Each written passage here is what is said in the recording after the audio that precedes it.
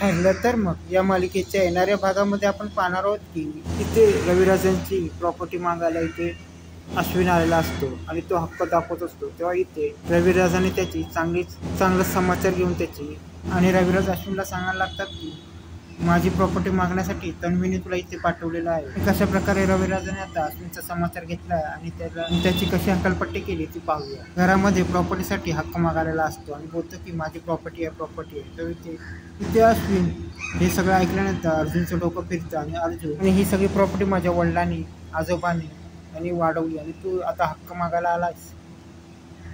तेव्हा अश्विन बोलायला लागतो ही प्रॉपर्टी माझी पण सुद्धा आहे, कारण की तू जास्त बोललास ना, जी प्रॉपर्टी आजोबाने वर्ष ठेवली आहे त्यांनी ती माझ्यासाठी ठेवली आहे आणि तू वकील असतील तर तुझ्या घरचा।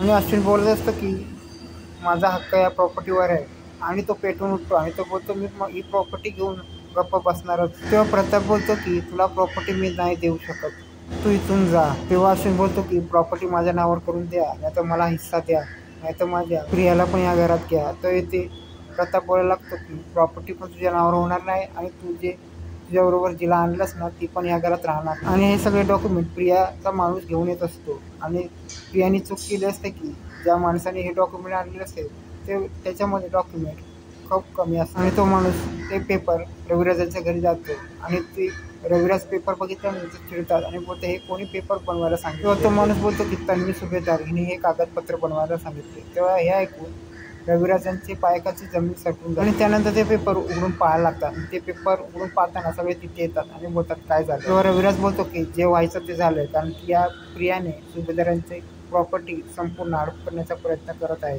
तेव्हा तिथे नागराज असतो आणि तो बोलायला लागतो काय केलं तन्वीने। तेव्हा रविराज बोलायला लागतं की अश्विनने आणि प्रियाने हे प्रॉपर्टीचे कागदपत्र बनवलेले आहे। तेव्हा सुमन बोलायला लागते हे दोघं पण सकाळी बॅग घेऊन निघाले होते आणि रविराज बोलतात बरोबर ह्याच्यासाठी ते तिकडे गेले होते, कारण की हे सगळे पेपर त्या प्रियानेच बनवले आहेत आणि सगळी प्रॉपर्टी तिच्या नावावर करून घेतली जाईल असं आहे। तेव्हा नागराज बोलायला लागतो आज ही सुभेदारांची प्रॉपर्टी हडप करायला चालली, उद्या ती आपली पण प्रॉपर्टी हडप करेल, मला तर हिची भीती वाटते। रविराज बोलतो की आपली प्रॉपर्टी नंतर पहिला मला त्या अश्विनला थांबवायला लागेल, नाही तर तो लवकरात लवकर त्या कागदपत्रावर सही करेल। तेव्हा इथे रविराज अश्विनला फोन करून बोलतात की कुठल्याही पेपरावर तू सही करू नको, नाही तर ही प्रॉपर्टी कोणाच्या दुसऱ्याच्या नावावर होऊ शकते। तेव्हा इथे प्रतिमाची तब्येत बरी नसते, ती सांगायला लागते की तुम्ही जाऊन तिकडे घरी सुभेदारांच्या जावा आणि तिकडे काहीतरी तमाशा झाला असेल तो पहिला जाऊन थांबवा आणि जर ह्या सह्या झाल्या तर प्रॉपर्टी कोण राहणार नाही आणि ही सगळी प्रॉपर्टी त्यांनी स्वतःच्या ताब्यात घेईल। तिकडे सुभेदारांच्या घरी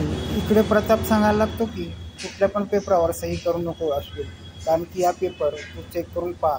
तो हे सगळं ऐकून प्रिया चांगलीच गडबड इथे प्रिया विचार करते की ह्यांनी जर सही केली नाही तर ह्यांनी सगळ्यांना माझा कपट कारस्थान कळेल। तेव्हा ती अश्विनला सांगायला लागते की तू सही कर, ह्या लोकांच्या बुळा थापावर तू जाऊ नकोस। तो इथे अश्विन बोलायला लागतो मी कोणाचं ऐकणार नाही, तुम्ही लवकरात लवकर सही द्या, कारण की मी भरपूर तुमचं लहानपणापासून ऐकलं आहे।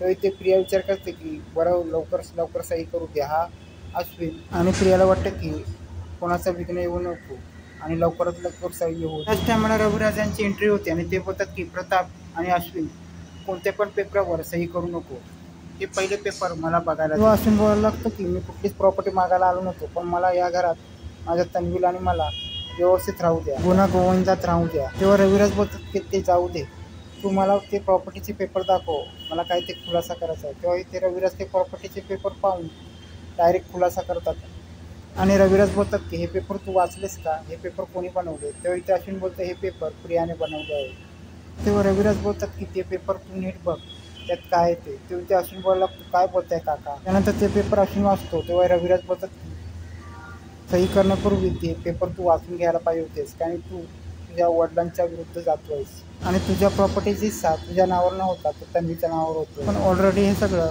प्रियाने अश्विनला सांगितलं असतं। तेव्हा अश्विन बोलतो हो तिने मला हे सगळं सांगितलं होतं। तेव्हा रविराज बोलतात तरी पण तू पेपरवर साईन करतो। तेव्हा रविराज त्याची कॉलर पकडतात आणि बोलतात मूर्ख मुला, 2-3 वर्षात ती तुझ्या आयुष्यात आली आणि तुला वाढवलेल्या आईबाबांच्या तू विरुद्ध जातोस आणि सगळी प्रॉपर्टी तिच्या नावावर करतो आणि तुला लहानाचे मोठे केलं आईवडिलांना तू विसरतोस। तेव्हा रविराज बोलायला लागतात की तुला या घरामधील प्रॉपर्टीवर हिस्सा मिळणार नाही आणि या प्रियाला माझ्या घरामधील प्रॉपर्टीवर हिस्सा मिळणार नाही, लक्षात ठेव। आणि तुझ्यासारखा जावई मला मिळाला, मला खूप वाईट वाटतं, आणि तन्वीसारखी मुलगी। आणि रविराज बोलायला लागतात की प्रताप घाबरू नकोस, मी तुझ्या पाठीशी उभा आहे. आणि रविराज बोलला की हा प्रॉपर्टी घेऊ शकत नाही. आणि अशा प्रकारे रविराजने प्रॉपर्टीचा मोठा खुलासा केला आहे.